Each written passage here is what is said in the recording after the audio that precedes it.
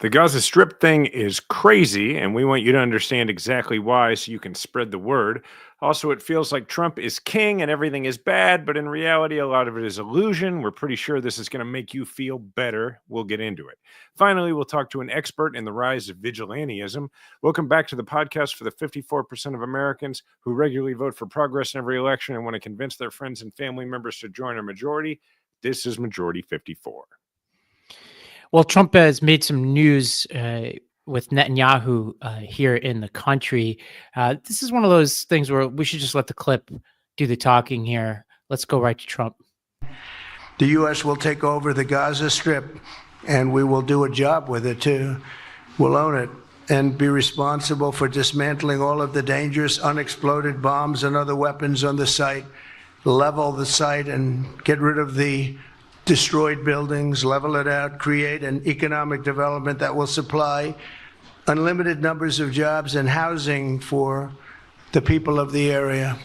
Do a real job, do something different. Just can't go back. If you go back, it's going to end up the same way it has for 100 years.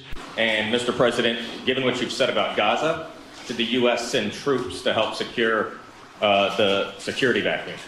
So Saudi Arabia is going to be very helpful, and they have been very helpful. They want peace in the Middle East. It's very simple.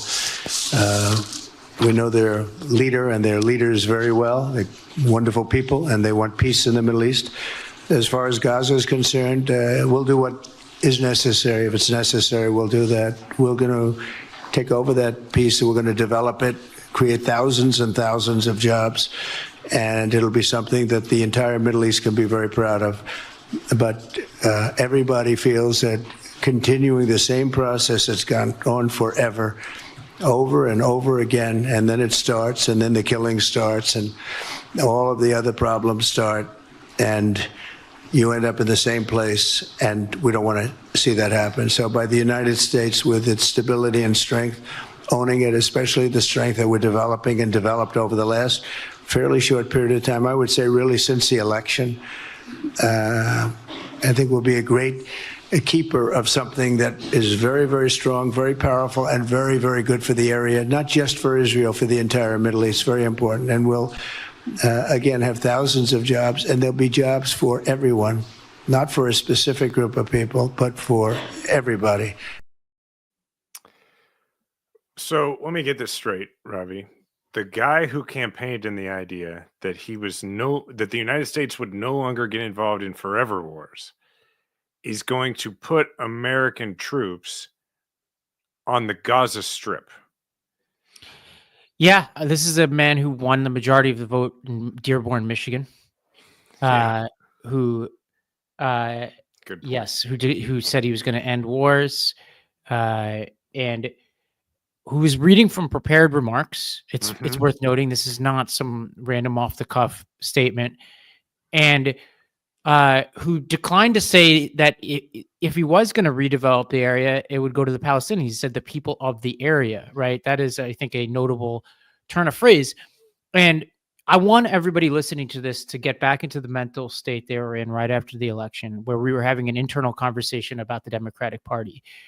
And this is where I'm unsparing. Rashida Tlaib, Congresswoman from Michigan, I know her, declined to endorse Kamala Harris on the Palestinian issue.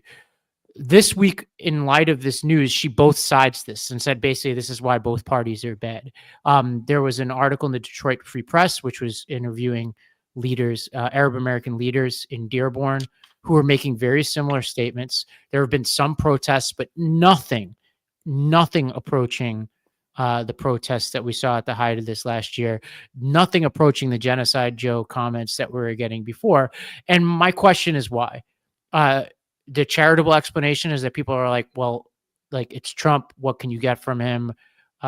We baked this in. But then why so many Arab American and pro-Palestinian voices either didn't vote or voted for Trump? And I think the second, less charitable explanation is it's less sexy to be against Trump than it was to be against Biden. If you're against Biden, you're kind of bucking the trend. Like it's a little bit more in vogue. It's a little bit more exciting. And so I honestly, like, for the people who were responsible for this mess, It's a pretty broad coalition, including people within our tent. I think they need to have a reckoning. Like, they were hoodwinked, they were gullible, and I think it's a time where they need to decide how serious they are about their activism, because this is a far greater threat. I'm not here for the both sides on this. This is a far greater, more sweeping statement than anything Biden ever approached. You know, I'm sure that it goes back way further than this, but for me, like in our lifetime, it goes back to Ralph Nader, that the biggest lie anybody ever tells the American people is it doesn't matter who gets elected. Anytime you ever say they're both the same in a presidential election, it's just not true. Like, And they're still telling the lie, Jason. That's the thing. And we have to Right. call it out. They're still saying this. This is the world they want to live in, right? It doesn't mean one is all bad and one is all good. It doesn't necessarily mean that, but it's not the same thing. It is simply not the same thing. And this, I want to unpack this because I think he's quite serious about this. I think, you look at who his envoy is to the Middle East. It's this guy, whatever his name is, who's a real estate developer. I think the two of them came up with this together. I think they came up with it a long time ago. I don't think it's an accident that you saw Jared Kushner talking about this idea, before the election. I don't think it's an accident. It's that old expression, when all you have is a hammer, every problem looks like a nail. Trump's a real estate developer. He's surrounded himself with real estate developers. He's even had conversations like this about Ukraine with regard to Odessa, that the idea is, well, maybe this would, it's valuable to us because it'd be really nice oceanfront property. That's how they see the world. And Steve Witkoff is the guy's name. Thank you, Jeremy, who's the Middle East envoy / real estate agent. Real estate developer, whatever.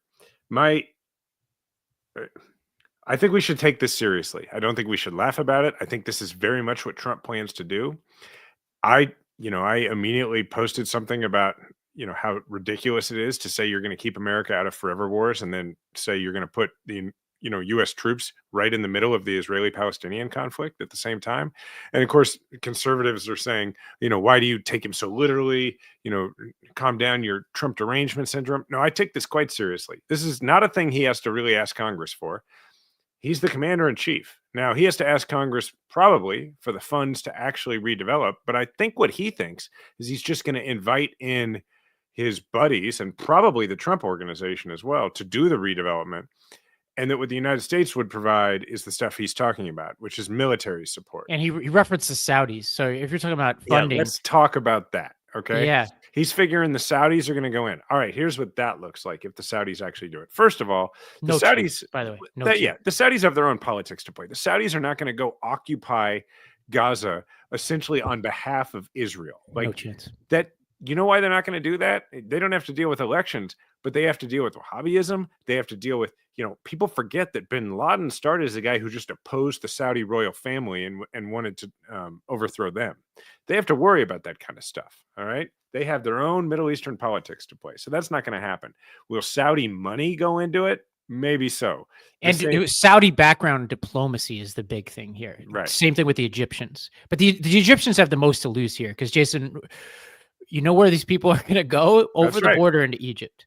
That's right. And Egypt has not wanted that for a long, long time. Right. So you're right. It is very important that Trump is saying it'll be for all people. Right. When really the only acceptable answer here, even frankly for Israel, is it's going to be for the Palestinians. If you have any answer as to what's going to happen with Gaza, other than it's going to be for the people who lived there, I mean, it's like saying we're going into the Palisades and it's going to be really nice, and we're going to let people from all over the country come and buy homes in those places. We would be like, what are you talking about? That makes no sense, right?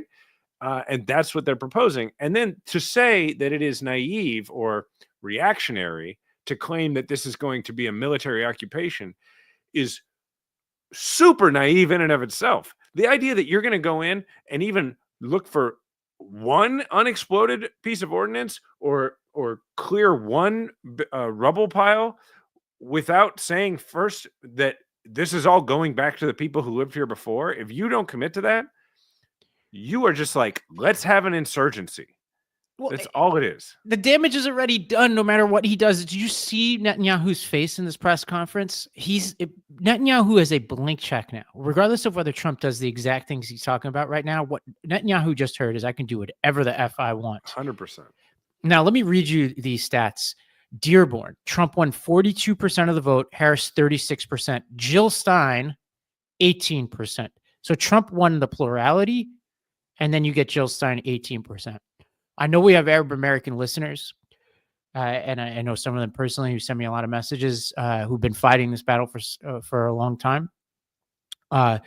This is a real battle now, is to not accept the bullshit here from that 18% and the 42% who try to claim that this is some kind of continuation of Biden's policy. It is not. You're listening to this podcast, it's not. You probably are pissed at Biden for a lot of different things, but there is nothing approaching what we just saw that Biden would have done. All there was reports of how much Netanyahu and Biden hated each other, and how Biden was trying to thread the needle. And you don't like that he was trying to thread the needle, but he was trying to thread the needle. What you just saw at the White House was a blank check to Netanyahu, more than a blank check. Netanyahu admitted that he didn't ask for any of this. That's crazy. Yeah, Trump is more, I want to use my words carefully here, ultra-nationalist settler than Netanyahu is. That's the reality that we face now. Congratulations, Jill Stein voters. This is what you voted for.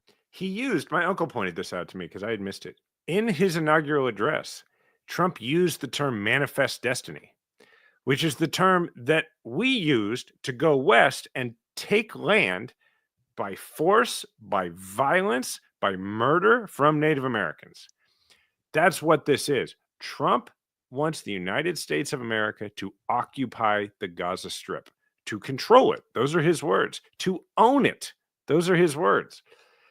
And if you voted for this person thinking that it would keep us out of forever wars and keep our troops from going off to be the world's policemen, well, then you should be very angry right now. I mean, because my God, I had plenty of problems with Biden's policy. It never for a moment would have occurred to me that Joe Biden would have said, we, the United States, will go in and occupy this territory at the behest of Israel, essentially, and of ourselves. Yeah, let us not forget that Elon Musk was running ads to Jews saying that Harris was anti-Semitic, and running ads to and that she was pro-Palestinian, which in his estimation is the same. And he was running ads to the Palestinians saying the exact same opposite, or the Arab American population in the U.S. saying the exact opposite. There's no way to sugarcoat this. I know there's a podcast about persuading people, but you were tricked. Yeah. So it's time to do something about that. If you're listening to this and you're in that company, you just need to be honest with yourself. You probably aren't listening to this pod if you're in that, but you probably have people in your life that way. Now, how do you talk to those people is a little difficult. What I just said probably isn't going to persuade them. But you need to be strong on this one, because don't let anybody convince you that this is anything equivalent. And don't waste time trying to convince those people that they were wrong to vote the way they voted. It's just how you're going to lose them. What you can say to them is, hey, you and I are on the same side. We should get out and protest this. Yeah, that's the more productive way to look at this. It's okay to be upset, but look, I mean, it's just not going to get you anywhere, right? So, yeah. But anyway, I'm just shocked by it. And I'm shocked by how many people have replied to me on stupid X saying, that one guy said to me, you're always doing this thing where you take Trump literally, but not seriously. I don't know what that means. I don't care whether you take him literally or figuratively on this. I take him damn seriously. Yeah, we'll talk more about this a little bit later in the pod. The point is not that he's going to follow through on this plan. He very well may do that. This goes all the way back to Jared Kushner. Earlier in the campaign, saying the exact same words. He's reading from prepared remarks. God knows it might even be coming from Kushner. This seems like a deliberate act. This is the same guy who, forget this, moved the embassy, right? And he just tricked people. There's no other way to put it. And now, like I said, whether he follows through with this or not, I've worked in diplomacy before. You've been around this before in Afghanistan. What we just saw was a permission structure. Regardless of this exact thing happens or not, Netanyahu has complete cover to do whatever he wants. That's right. That's the signal that was sent. Well, there are a lot of different things we could talk about that happened this week, but I think there are two related stories, one more real than the other at the moment, around the Trump administration that I think encapsulate this whole world of what was the name of the project that we kept trying to get them 2025 Project 2025 Doge. This whole world is that over the past few weeks, the Trump administration has essentially dismantled USAID, which is a 10,000 person, $40 billion foreign assistance agency. I'm sure you've worked with them before. I certainly have. On Tuesday, which is yesterday as of this recording, all USAID's Washington facilities were closed, and they've put nearly all of the remaining 1,400 staffers on administrative leave as of yesterday. And later that night, nearly all USAID staff were put on paid administrative leave. It's just basically, and then there are people out in the field who this has affected. This is an agency that goes back to 1961, and they do so many things that we could spend hours and hours and hours just going through a list of projects that USAID is involved in.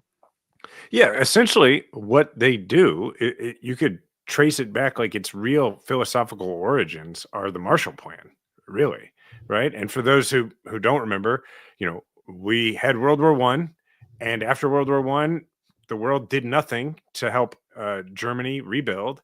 And then what happened? You had a nationalistic, fascistic, leader in Hitler, who was able to come to power by saying, basically what he said is, we're going to make Germany great again.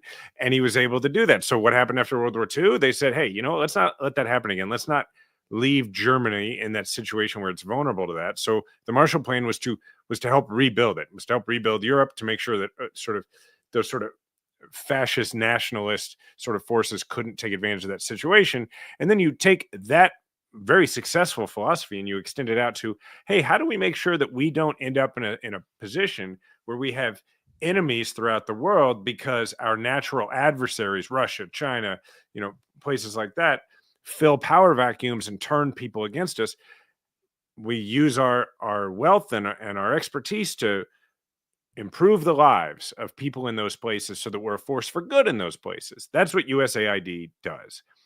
And so the decision to say, we're going to cut foreign aid, get rid of it basically, and we're going to get rid of USAID is, in my mind, a decision to say, rather than engage with these parts of the world now in a productive and helpful and moral way, we're just going to put it off so that we can fight them literally in combat in 10, 15, 20 years, because that's the result. I mean, anybody who's ever seen the final few moments of the movie Charlie Wilson's War, what you have is you have Charlie Wilson, who just led the entire congressional effort to fund the insurgents, the Mujahideen in Afghanistan, to beat the Soviets, our adversary. Now that war's over from the U.S. perspective at the end of the movie, and he's saying, hey, I want to spend some money to fund some schools so that they don't all become Islamic extremist madrasas and turned against us. And his colleagues are like, no, that's over. We're not doing that anymore. And then what happened? So that's why USAID is important and why it's just plain dumb to cut it off. Yeah, a underrated great movie. Underrated movie. What was it? You're no James Bond. You're no Thomas Jefferson either. It's like such a great line. Seymour Hoffman's incredible in that movie. Yeah, it's such an underrated movie. There's another thing that's relevant here, which is that China benefits from this, which is they have this belt, and I think it's called the Belt and Roads Initiative or something, where they're basically throwing a ton of aid at so-called developing countries all over the world, Africa, Latin America, in our backyard, and building strong ties with those countries as we're pulling away. So we're basically ceding influence to China. This is supposedly a anti-China administration, which we could have a whole segment about how that does not appear to be playing out. But that's what's happening here. And I think the other thing going on here is that they view the Trump administration, as much as they're meddling with domestic funding, and they tried to do it through the executive action, it's so much easier to do with stuff like this because the politics are a little easier, because you're not cutting Medicaid funding in Mississippi, so you don't have to worry about Roger Wicker calling you up and complaining, right? This is stuff that's happening in other countries. Mm-hmm. So the politics are just frankly easier. There's also like a complicated legal regime here. Some of these people are contractors where, by and large, from what I understand, it's legal to furlough those people.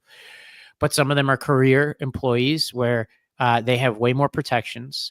But as we'll get to, those protections are only as good as the courts we have to uphold their rights. And then even then, the Trump administration may be willing to take us to the brink of some kind of Jacksonian constitutional crisis. And it seems like they want this. They want this fight, Jason. Well, we have, I don't know, 10 more minutes before we bring on our guest. You sent me this great article / podcast by Ezra Klein this week. And I've been sharing it with people. And so I want to get into it. I mean, it's like my Uncle John texted me this week and was like, this is just so awful to watch. And people are understandably really discouraged, really despondent to watch Trump move so quickly to seemingly unravel things that we didn't think could be unraveled and that we care about. And this article made me and a lot of other people feel a lot better. So you want to get into this point of view that I think is really smart? Yeah, I'll lay out Ezra Klein's argument, and then I'll unfortunately disagree with some of it, but I think it's a smart argument. So I'll read this. He says, Donald Trump's first 2 weeks in the White House have followed Bannon's strategy, and Bannon was talking about basically flood the zone. He says, flood is the point. The overwhelm is the point. The message wasn't in any one executive order or announcement. It was in the cumulative effect of all of them. The sense is that it's Trump's country now. This is his government now. It follows his will.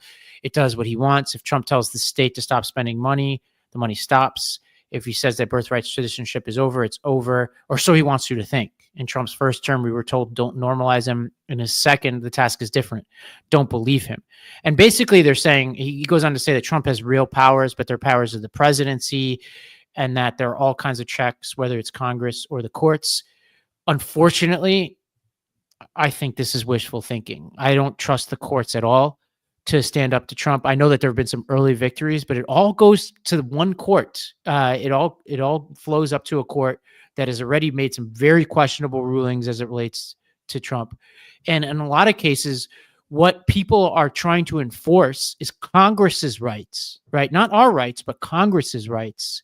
The power of the purse, for example, or different statutes that Congress has passed.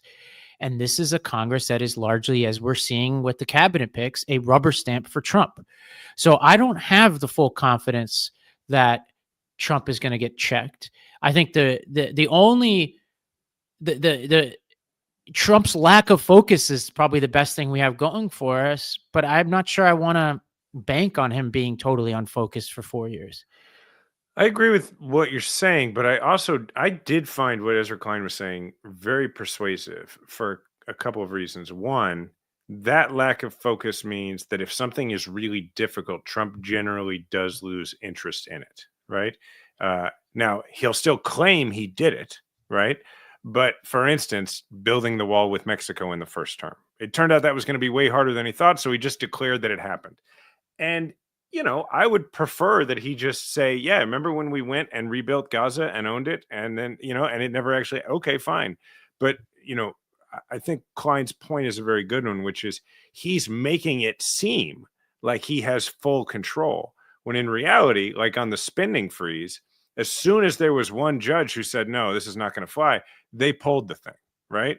And his point was, we all were thinking they're going to come in and be way more competent and as a result scary this time. And in many ways, yes, they're way more competent and prepared than last time.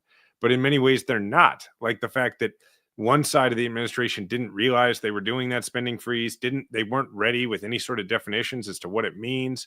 So in a lot of ways, they're trying to move so fast because they are, I think he's right, trying to make it's easier to be a king, I think he said, if everybody believes you're a king. And I think that means that at some point they're going to run out of these moves. And yeah, because what everybody's been saying the first few weeks is, oh my gosh, this is only the first few weeks. Imagine how crazy it's going to get. Yes, in many ways it's going to get crazier, but in a lot of ways, it's sort of like they wrote an amazing pilot, and they don't really know what they're going to do with the rest of the first season. Yeah, my problem in reading Klein's piece was I was like, well, what would it even mean to operate under this assumption? Where I'm like, okay, let me not believe him. I'm like, well, then what? Because some of these things are actually playing out today. Like, it's one thing to say you're going to end birthright citizenship. That doesn't have an effect today. It's another thing to furlough employees at USAID, Yes. have people in harm's way across the globe who don't have jobs anymore. Let's say they want to cut Title I funding in schools, and the court orders them to reinstate it, and then he tells the courts to go F themselves. What's going to happen then? Because he's operating under the very blanket authority that the Supreme Court gave him, that basically says that he can't ever violate a law, or he could slow roll things. Hold on. They didn't say this is a very important distinction. The Supreme Court did not say that it's impossible for him to violate a law. What they said is that he cannot be held criminally liable. He can't be sent to prison for his actions. But official acts, yeah. Right. But they never said that means he can do whatever he wants, right? So that means so what it comes down to is, let's use your example. He tries to impound funding, for instance, right? Or he tries to use funding appropriated by Congress for something it was not appropriated for. And let's say the court says, hey, that's not what the Congress wanted. You can't do that. And he says, screw you, I'm going to do it anyway. He can't just write a check himself and have the money spent. He needs people to do it. And so then the question becomes, are those people going to do it? And will those people who do not have immunity, they could get pardoned by him, but that's a lot of people in that line to actually make government work. Are they going to obey an unlawful order? Right. And so that is where, yes, you get to constitutional crisis, but it comes down to, does he have the stomach for that? And also remember, he only has 4 years. So at some point, if he doesn't start doing these things immediately, then the clock will run out on him. Right. And so that's where it becomes relevant that Gallup has him at 47% right now, 10 points lower than where Biden was at the same time 4 years ago, right? That's relevant because it was the court case that got them to pull back on the spending freeze memo, but it was also the politics. It was a rare moment where, political gravity still applies. That law still does, in some instances, apply to this administration. When people are like, hey, this is a terrible idea and it's going horribly, they'll pivot and they'll move away from it. So I think for me, my favorite line in Klein's piece is, he says, Trump is acting like a king because he is too weak to govern like a president. And that was at the conclusion of a whole section where he talked about the idea that a truly powerful president gets Congress to do what he wants and works through Congress because he has so much power. But this is a president who has 53 senators and how many vote difference in the House? Small. Super small, single right? digits. So he doesn't have the powers of a powerful president. So he's trying to convince us that he's a king. There are ways in which Ezra is going to prove to be wrong, but I think he's, at least at the moment, more right than wrong. And that is holding for now. Yeah, let me read a sort of counterpoint. This is from Jonathan Chait in Atlantic, and this is what he kind of is a little closer to where I am on this. And he says, the courts will have the final say over Trump's audacious power grab. In all likelihood, they will affirm congressional authority to set spending levels authorized by the Constitution. But the Constitution ultimately means whatever 5 Supreme Court justices say it means. The court's more conservative justices often apply the most right-wing interpretation of the text they can plausibly defend, and occasionally one they can't plausibly defend. What's more, Musk seems to have intuited that he can destroy programs and bureaucratic cultures faster than the system can restore them, firing officials en masse, throwing the people and clients that rely on those programs into confusion and financial risk, and striking fear into the whole federal apparatus can break down the institutions and destroy their institutional knowledge. Rebuilding is painfully slow. Destruction is rapid. That is closer to where I am, which is, it's easier to burn it down to build it up, right? Use the example of building the wall. This burning down, I think, is perhaps permanent, but certainly more long lasting and harder to fight. But in the end, you have to have hope, right? So it's like, regardless of whether it's like the don't believe him frame or do everything you can to fight him, it's kind of on the same corner, right? Which is, I think, where I and the Kleinites like yourself are is basically the we called it, I was calling them bureaucrats last week, whatever we want to call them, are the front lines of the resistance this time around, and those people need protections. And I think a lot of the resistance organizations, I need to do my homework more to see who's on the right side of this nowadays. Like the Protect Democracy folks, I'm sure, are on this front. But the people defending those folks are some of the most important resistance organizations this time around. Because there are a lot of steps that have to happen. The Supreme Court has to rule our way. We need enough people to stick around and fight. We need those people to be as capable as possible. Like anything, we need at least some of the people around Trump to try to give him an out and prevent him from taking us over the brink into a Jacksonian crisis. I mean, there's just a lot of things that have to go right. And a lot of people to show a lot of courage. And that's where I'm like, well, if I'm not totally persuaded by Klein, I think we largely believe the strategy is the same, which is to fight. Mm-hmm. The unlawful orders are coming. I mean, they've already started. Some of them have been stopped by the courts. But there have been, I mean, just the other day, Brandon Friedman pointed out the first unlawful order, which is that they ordered the DOD not to let anybody use pronouns of any kind. And there's an actual law that says that, at the Department of Defense, that you can't tell people how to refer to themselves. You can't mandate pronouns. Now, that's an actual law. I don't think it was originally passed with, the transgender community in mind, but that's an unlawful order, and we're going to see what happens. And when people disobey an unlawful order, they're going to need a lot of support from those organizations, and they're going to need a lot of support in the media and in the public sphere. Well, all right, we're going to take a break, and we're going to come back with a guest, and we're going to talk about vigilantism, the FBI, the Department of Justice, and some scary stuff before we probably end with more lighthearted stuff. We'll be right back. February's here, and whether you're beating the winter blues or just need a little extra spark, microdosing could be the perfect way to level up your routine. Forget the heavy highs, stay focused, energized, and in control with just the right amount of boost. This year, Vaya is here to support you in your journey to become your best self. Trusted by over 500,000 happy customers, Vaya is the Swiss Army knife of wellness, dedicated to harnessing the natural benefits of hemp to create high-quality wellness products. From setting the mood into the bedroom to chilling out after a long day, Vaya has something for you. Their award-winning THC and THC-free gummies offer the perfect microdose to help you feel just right without ever slowing you down. Forget about blocking off hours for the heavy high. With Vaya, you get all the benefits of hemp in a precise, easy microdose that gives you a boost without compromising your responsibilities.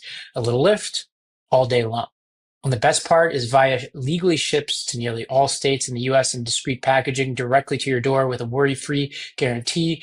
No medical card required. So if you're 21 plus, check out our link in Vaya's website link in our description and use the code MAJORITY for 15% off. And if you're new to Vaya, get a free gift of your choice. I take these with me whenever I'm on the road like I am right now. And it's a healthy alternative to drinking alcohol, for instance, and then sometimes even using stimulants like coffee. So try Vaya and experience the full spectrum of benefits, microdosed and perfectly balanced. If you're 21 plus, check out our link to Vaya in the description. Use the code MAJORITY to receive 15% off. And if you're new to Vaya, get a free gift of your choice. After you purchase, they ask you where you heard about them. Please support our show and tell them that we sent you this year. Enhance your everyday with Vaya.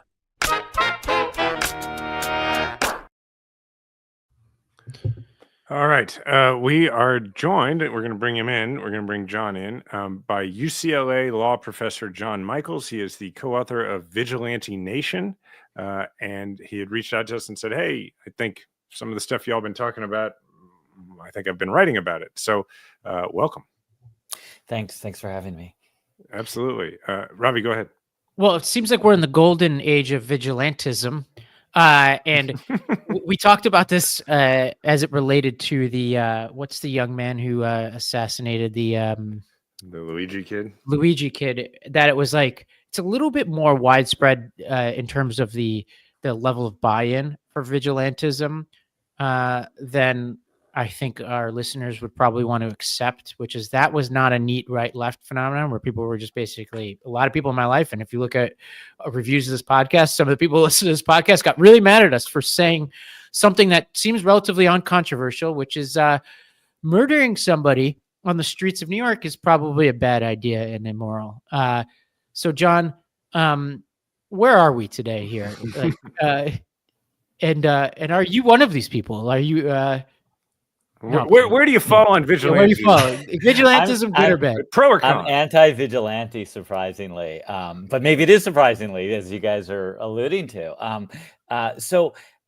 Basically, my co-author David Nolan and I started looking carefully at how the American right was responding in the post-January 6th moment. Were the sheepish and going to recommit to trying to promote an agenda that attracts a Democratic majority, or are they going to double down on thuggish behavior? And what we saw was, oh yeah, they're doubling down on thuggish behavior. What became surprising as we were looking at, and we could discuss what they were doing precisely, is that, and this ties into your point, is it's what we thought of was going to be very much a minoritarian strategy has gained support. Maybe not 58% support, but in the 40s, enough to keep every election in most jurisdictions pretty close.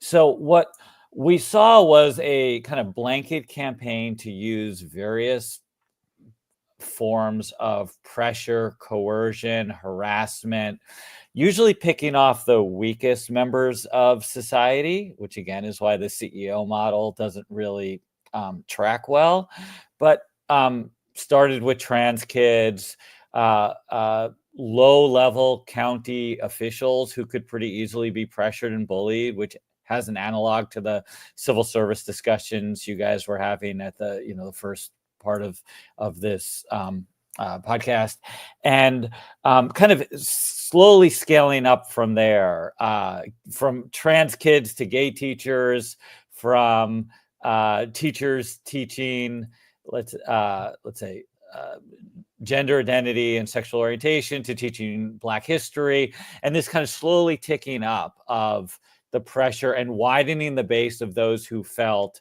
insecure in the moment. And it kind of reached what we thought was going to be a real crisis point around the 2024 election. And with the repetition of violence and harassment campaigns, the election didn't become as close as I think many had hoped, not because they wanted to see violence, but because they wanted a different outcome from the one that we experienced. And so things kind of receded for a minute. And then Trump started in office, or started preparing his strategy. And we realized that essentially a lot of these state level policies about thuggish behavior was just going to be adapted and adopted by the feds. And one way to look at this is Elon Musk. And Elon Musk is a great avatar for a lot of things, I think, challenging our society today.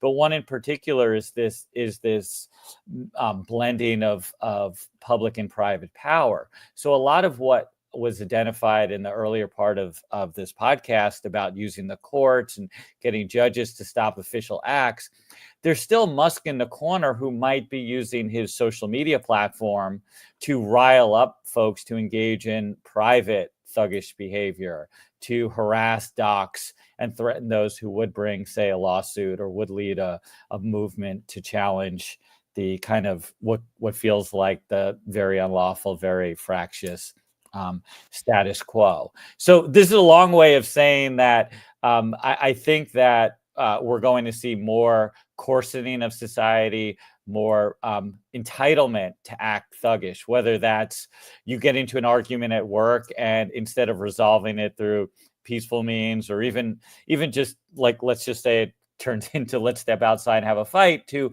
no, I'm going to call ICE and I'm going to get your family deported, because this is the kind of dynamics of a hierarchy that we've now engendered and encouraged. And the point of what you're saying really is that vigilantism grows in scope when the vigilantes sees the power of government.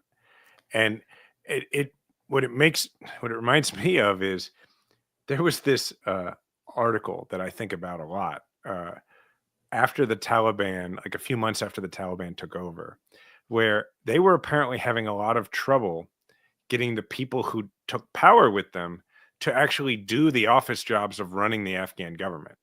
And there were interviews in this article. I mean, it was almost like it was written by The Onion. There were interviews in this article with Talibs who were like, I don't like working in an office. I liked being out doing what we were doing before.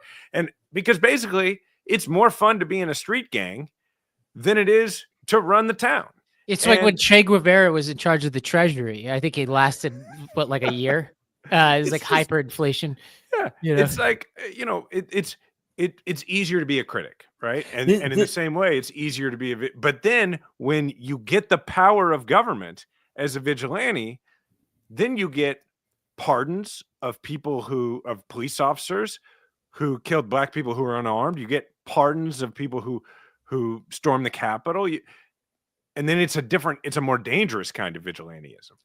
Yeah, and this is, I think, one of the strong distinctions right now between the, let's say, right-wing political violence and at least the burgeoning cases of left-wing political violence, is there's not a state infrastructure to support left-wing militancy of that sort. Whereas on the right, you have the folks in the street who are goaded and encouraged and essentially validated by the technocrats who have kind of assumed the reins of power, certainly at the state level in many of the red states, and now increasingly at the federal level. So the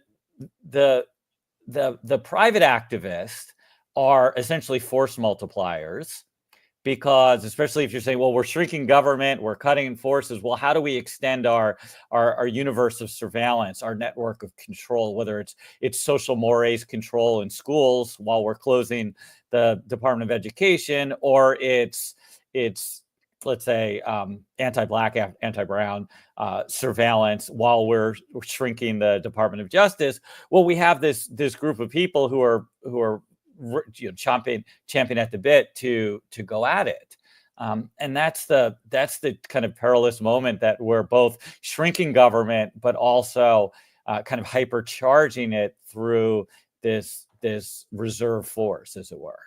Jon, real quick, Ravi, just before we move on from that, what do you say to the folks? Because your example there is like the difference between the left and the right in terms of vigilantism right now is that the right has got the support of the state. What do you say to the argument that the right was making throughout the last term that it was the reverse, that June 2020? Yeah, that the Biden administration was soft on folks who had rioted, who had looted, who that sort of thing. They always love to talk about Portland. They love to talk about Minneapolis, those places. So help us understand that distinction. Yeah, and it's an important one, so I'm glad you brought it up. One is the level of, let's say, left outburst was so small compared to, and so targeted compared to what we see on the right. There were movements. There was definitely some property damage. There's no reason to kind of sugarcoat what happened, but it was largely confined to fairly public corridors and wasn't challenging folks going into their homes, going into their neighborhoods, affecting their families in the same way that it was suffocating and intimidating. on an objective level. And once again, I'll go back to the distinction between what we call legal vigilantism and just disorder, or to the extent it's civil infractions or criminal infractions, is that the cities were not encouraging it. Maybe the cities weren't doing a great job of beating it back to the extent it warranted being beat back, but they weren't encouraging it. They weren't sheriffs saying, we have your back, like there were in a lot of cases where we saw kind of organized right-wing militias engage in all sorts of anti-democratic harassment and threats, whether it's against the political process or against things like drag queen story hour or anything in the interim. Again, the nexus between public and private power is really where things get tricky. And I know Ravi earlier mentioned that we're in the golden age of vigilantism. I would just say the last golden age of vigilantism was Jim Crow. And again, it's the merger and the kind of symbiotic connection between public and private power that creates the recipe for lawlessness and righteous lawlessness at that. So if you're a listener to this show and you want to, and because if you bring this up with somebody who disagrees with you, they're going to bring up what we just talked about. They're going to say, and Jason, may I add at least something to that? Just to sort of distinguish, I think, from John, what you're saying is, I tend to think that there was a little bit more of a broad pattern that was threatening to people's livelihood coming out of the protests and riots in the summer of 2020. I saw it in New York, and it also had some state cover in the sense of, declining to prosecute certain acts, and politicians start, parroting some of the violence as the tool of the oppressed language. So I want to acknowledge that, because I know a lot of our listeners are going to hear that and may share my assessment of that. But what I will say, and I think where we have common ground, is that series of arguments have largely been defeated by the Democratic Party. So the party has moved on from that period of time. Whether we agree or disagree with the scope of it and how threatening it was, you're not going to see candidates running for national office on this idea that we should endorse that kind of behavior. Whereas what I think startles me about the Republicans is that they celebrate this and are building it into the infrastructure of government. They are rooting out people within the FBI and the Department of Justice who engage in this type of behavior. They're pardoning people who committed these acts of violence against the police in the Capitol. And crucially, they're being instigated by the very president of the United States directly. Well, also, Ravi, in the summer of 2020, Democratic governors called out the National Guard.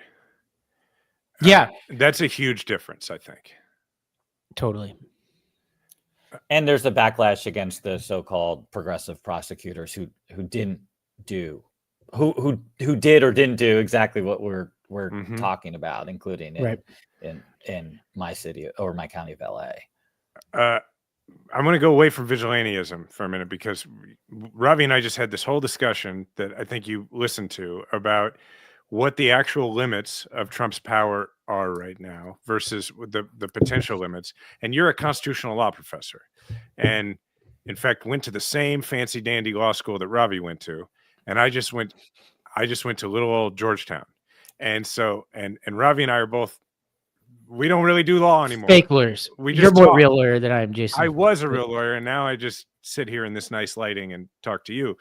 So can you weigh in and tell us what your level of concern is and where you think the limits are for Trump? And if you can you prognosticate a little bit as to where you think the U.S. Supreme Court will or will not draw the line? Yeah. I think I come out pretty similarly to where you guys ended up, which is my primary concern is, even if the courts step up in the way that we hope and have historically expected them to do, the damage is going to be so great that the losses, the defeat at the courts will not feel like big losses or major setbacks to the administration.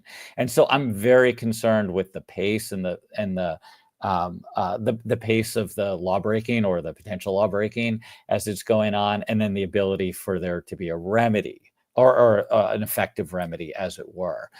So slowing down now and saying, where do I think the court comes down on this? I think the majority.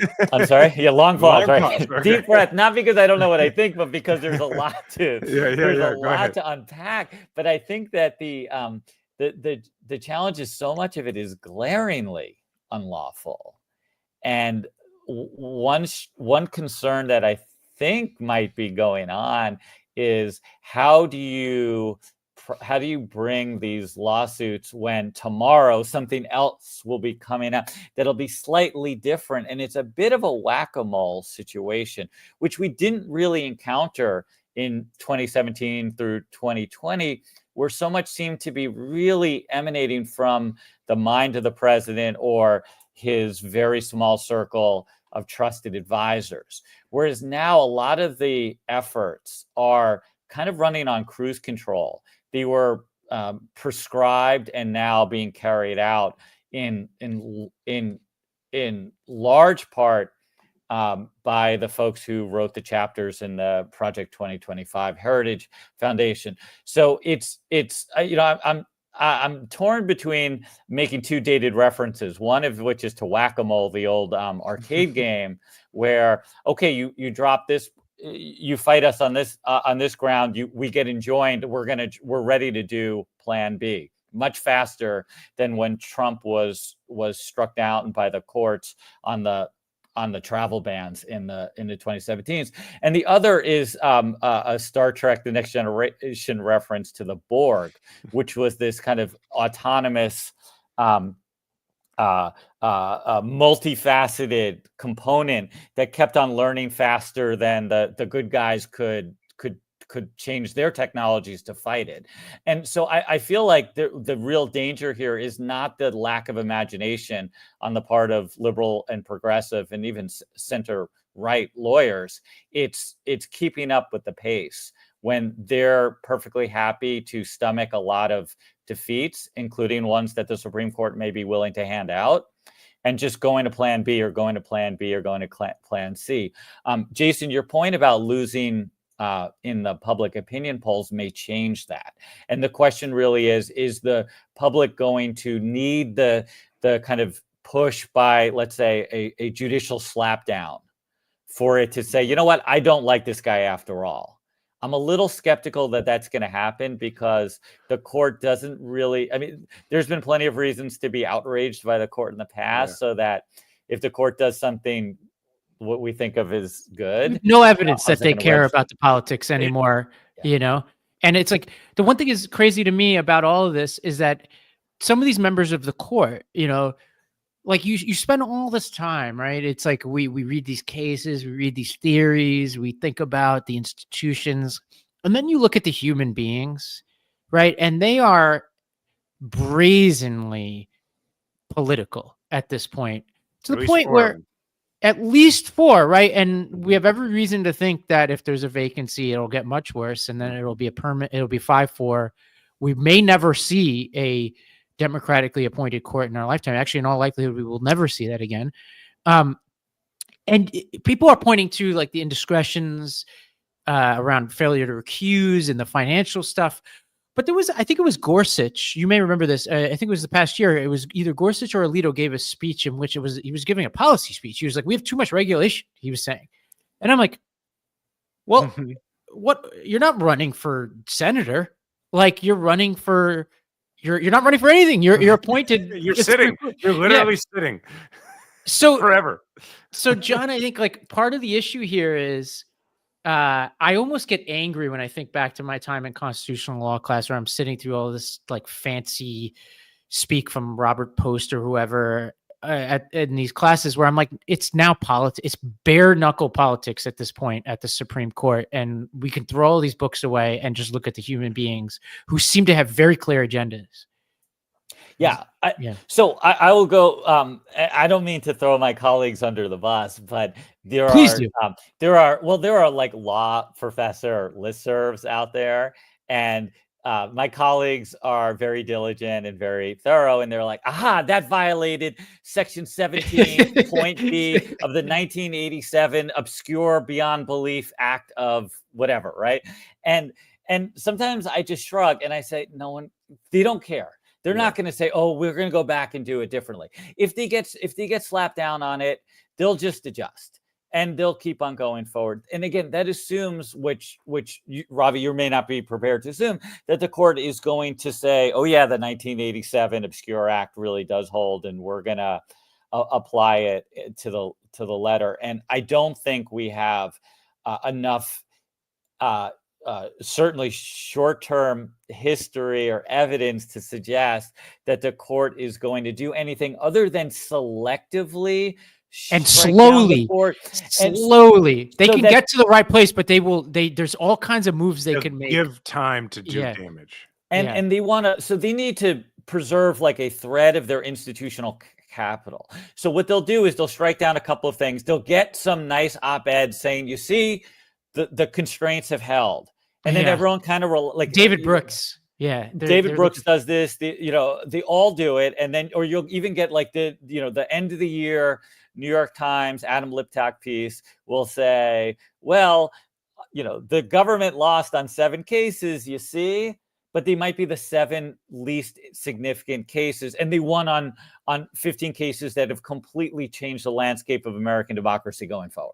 And also to your point, I guess, is that it reminds me a lot of the voter suppression efforts leading up to, say, 2020 and that period where they knew they were going to, up until about 2016, they knew they were going to lose in court most of the time. But they also knew that if they could have those laws in place during the elections, it would have an effect on the elections. And so what you're saying is the reason Musk is saying we got to do everything right now, we can't wait, is because they're probably going to lose in court. But in the meantime, they can get all these people who actually understand how USAID, for instance, works and know and have the relationships around the world. They can get them out of government.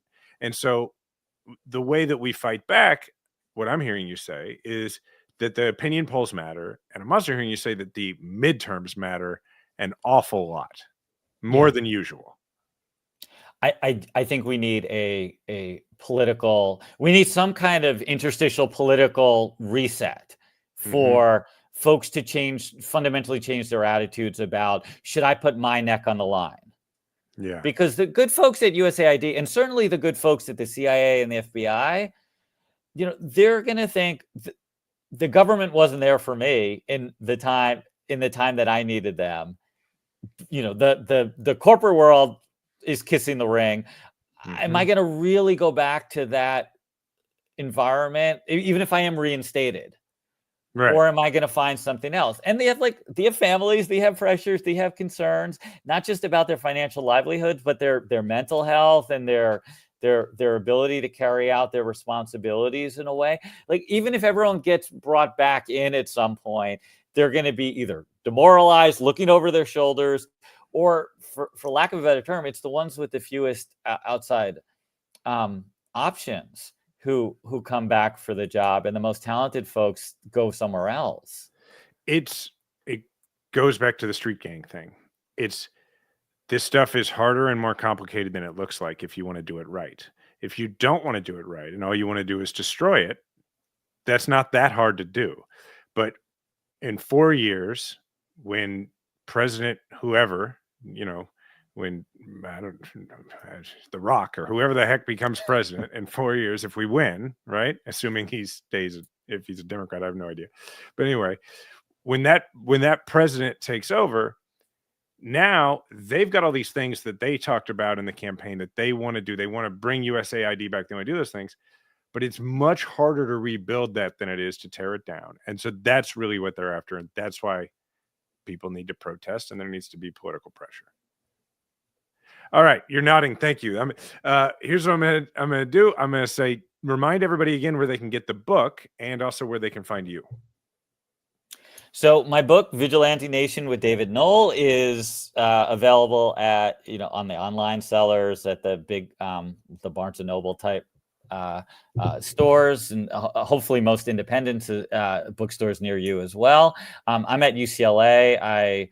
I try to write. I write stodgy academic articles that very few people are interested in, but I write op-eds and popular essays for the Washington Post, New York Times, Foreign Affairs. So just Google me if you're interested in hearing kind of where my mind is at right now. All right. And when you're Googling, John, you're Googling Jon Michaels. Sorry. Yeah. You're Googling Jon Michaels. And there is a Jon Michaels who is a musician in, I think, South Dakota, who my kids like to goof on as you know what? Get both. Google both. So buy his, you know what? My kids have been tormenting this poor man, not in person, but psychologically in my head for a long time. So buy his CD. Okay, I'm great. sure it's good. And while you're there, get George Michaels too. Yeah, I mean, freedom. All the Michaels. Okay, hey John, thanks for joining us. Thank you very much. Man. All right, you bet. Okay, Ravi, before we get into one for us, we have a new podcast to tell people about. We're doing a sports podcast. So for all of you who have been listening, we're still doing this one, but for all of you who have been listening to this show and getting to this part of the show forever, and the minority of you who have been like, good, Jason and Ravi are finally going to talk about sports for a couple minutes. If you'd like to hear us, along with our friend Adisu Demisi, talk about sports once a week, but not just sports, to talk about, the stories and all the different, cultural aspects of sports that bear upon the rest of our society, and the way those bear on sports, basically the politics of sports and the sports of politics. If you're interested in that, then you can find our podcast. It's called The Game Within. It is also here on YouTube. You can look it up on wherever you get your podcasts. Sure if we're on pod platforms yet. Let me check while we should be, and if we're not, we will be. We've done one show. We did it the other day. It was interesting because we didn't tell anyone about it, so hardly anybody saw it. It was kind of a practice run, but it went really well. We are going to stream live on Tuesdays for now at, Ravi, do you remember what time we're doing this? Boy, I'm not very good at promoting this, am I? I think it's like Tuesday afternoons, but actually I'm going to make sure that by the time at least you're listening to this pod, it's up, because we're at the Valor Media YouTube page. We could tell how ready we were for this. Yeah, we were really. It went better than we thought the other day. And we were like, oh, we should start telling people about this.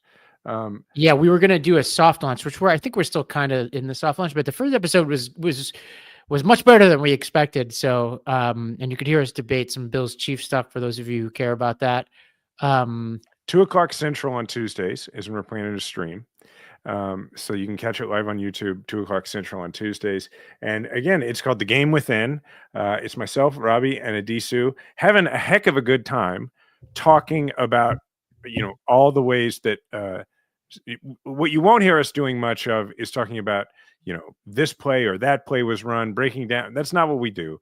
We're trying not to be like every other sports podcast. It is us taking our experience in politics, in business, in education, and, me now a little bit in the business of sports, which is something I can talk about in the future, and explaining what's really happening on and off the field that is not about who wins and loses, but actually about how the players are treated, how things are talked about.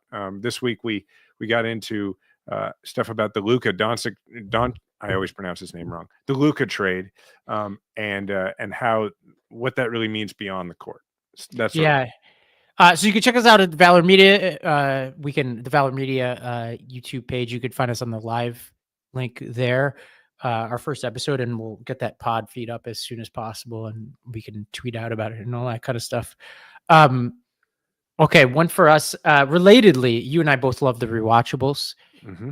They put up a dual episodes of two of my favorite movies, Before Sunrise and Before Sunset. I was so excited, and I've largely been trying to avoid ringer pods because of the great tragedy that was last weekend or 2 weekends ago in sports. And so I was like, you know what? I was just like, I'm ready to the Chiefs beating the Bills. Ready to listen to Bill Simmons' episode. That was really good, by the way. Oh. Yeah, I'm sure you loved it. He hates the Bills. But I'm listening to the first episode, and there are at least 7 references to the Bills loss in the Before Sunrise podcast, which is not supposed to be about sports. So F you, Ringer. I'm trying. I just want peace here. Okay. I really was magnanimous in our sports pod. There's a you did a good job. we've both remember months ago I was like, Knicks are going to win the championship, the Liberty are going to win, the Bills are going to win, Harris is going to win, and only one of those things happened. And I hate everything right now, including the things that we podcast about. And I just wanted some peace, and I didn't get it. That's my wonderful update today. He was much cheerier on the episode we recorded of The Game Within. So, anyway, folks, thanks for listening to this. But do go check out The Game Within. Go listen to our first episode, and or watch it. And I think you're going to like it. And I think even if you're in the crowd that's like, I don't like it when these dudes talk about sports and you're not into sports, I actually think it's pretty interesting the way we attack it, because what we're really talking about is, like, honestly, mostly Americana and like American popular culture seen through the eyes of sports, and how that bears on everything, including our politics. So I think you'll dig it. All right. Well, it looks like I just got an update on this. It looks like the first episode may go into the Majority 54 feed as well later this week. So you may be able to see it quickly. So we're catching up here. All right. Thanks everybody for listening. Thank you to Jon Michaels for joining us. Please leave a 5-star review of this show. Go do the same with The Game Within if you would. Thank you to the Meidas Mighty. Remember, we all have a platform. Make sure to use yours today.